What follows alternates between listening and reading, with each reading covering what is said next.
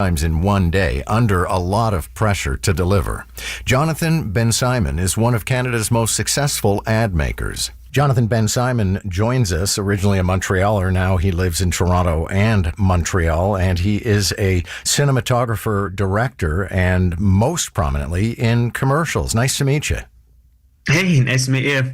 All right, I'm always curious about somebody's trajectory, how they get into a business, how they develop a passion.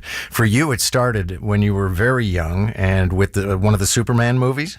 Yeah, I mean, that started probably the age of 4, where I was watching Superman. My dad pointed out that somebody made Superman fly, and I wasn't sure what that meant, but that was what I was going to do. So that's when you first appreciated, I guess, that there's magic in movie making and screen image creation. Yeah, image creation, really, because it morphed to photography very early on. And it was kind of learning how to create a professional looking image that really drove my passion. So I went into photography, then into directing and cinematography, and then photography came back into the world as well. So when it comes to images, did it start with still images for you with photography? Yeah, working kind of like in a dark room, and the magic of seeing the print come alive was just really magical. And that kind of drove me for years. And then it was, how do I take this understanding of light and kind of translate it into motion picture? And that was basically when I started as a cinematographer, and I was lucky enough to have school in Toronto, but then in Budapest, and mentored by one of the cinematographers who had shot like Deer Hunter and Close Encounters of the Third Kind.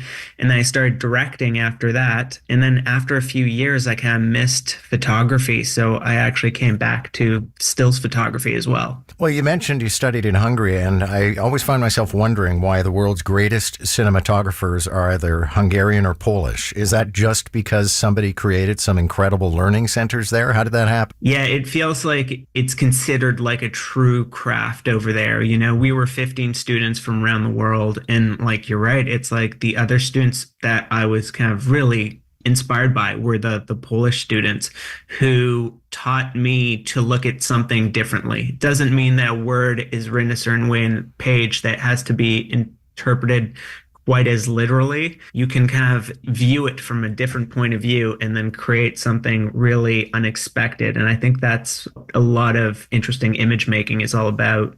Okay, I appreciate the answer to this question, and is, a 3-year university program and years of learning on the job. But what is it for you anyway about being a photographer and a cinematographer that allows you to capture such beautiful images, and the rest of us are stuck raising up a camera and it just doesn't work?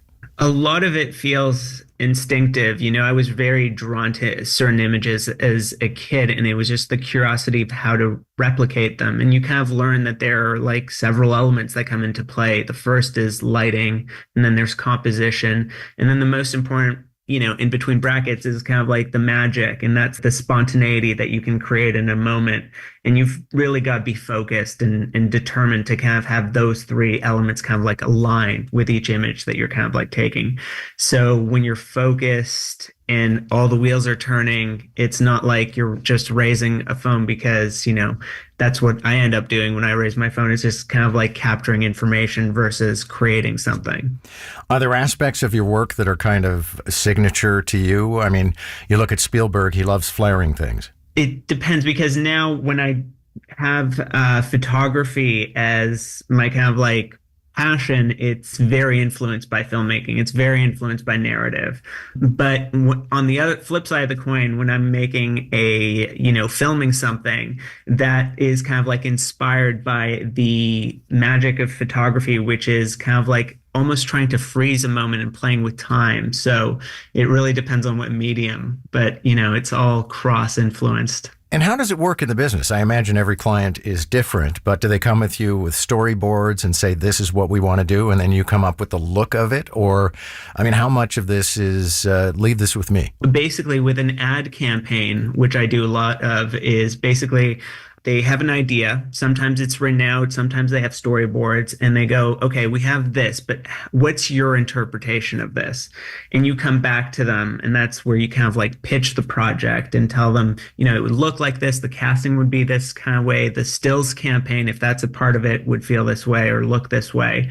And then you kind of like hint at the different elements that you would use. And then once you're kind of green lit to go ahead with the project, you kind of bring it to life using those elements, which are kind of the signature elements that you proposed into the final product. We're talking with cinematographer director Jonathan Bensimon, and let's talk about a couple of your ads. You did one with the co-captain of the Paralympic team, Patrice Dagenet. That was very exciting. I've been working on a Bell campaign, Bell for Better, for a couple of years now.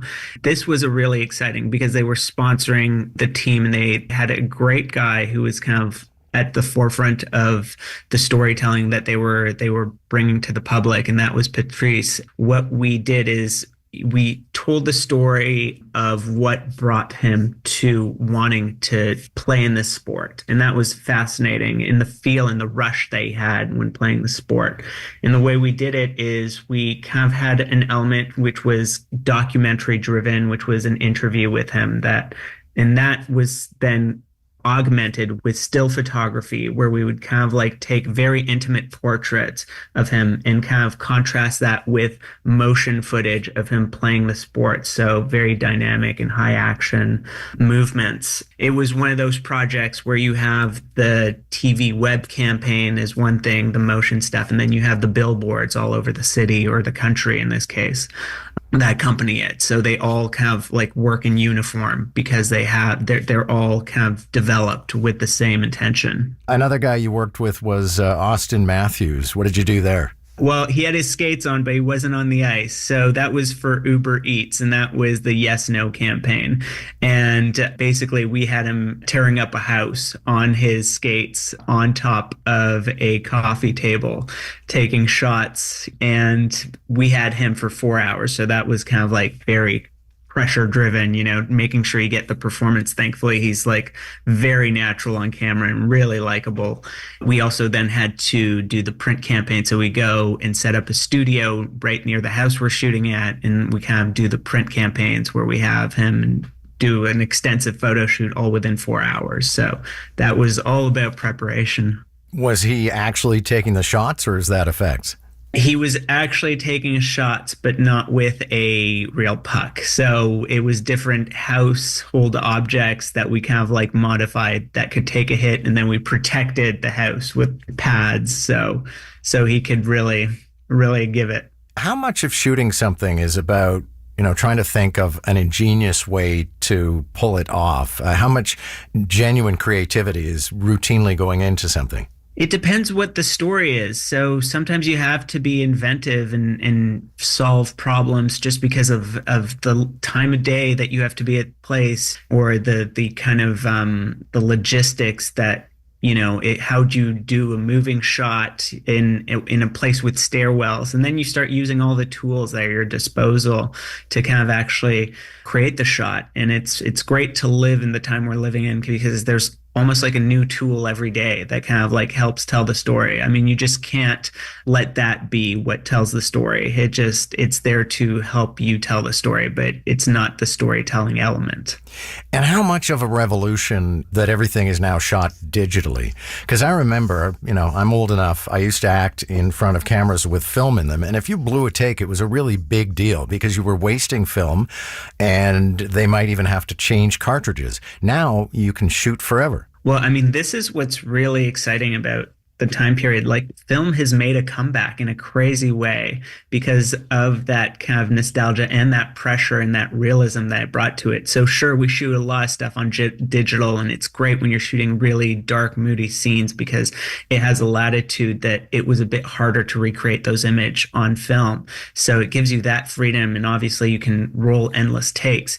But there's a nostalgia, and even younger people who didn't grow up with film, especially in stills photography, have become passionate about it and are shooting stills and now are even discovering it in the motion side. And you see all these old 16 millimeters cameras like having a second life, which is really exciting. Thanks a lot for this. No worries. My pleasure. That's director and cinematographer Jonathan Bensimon. What is it about Canada that our major sectors like grocery retail,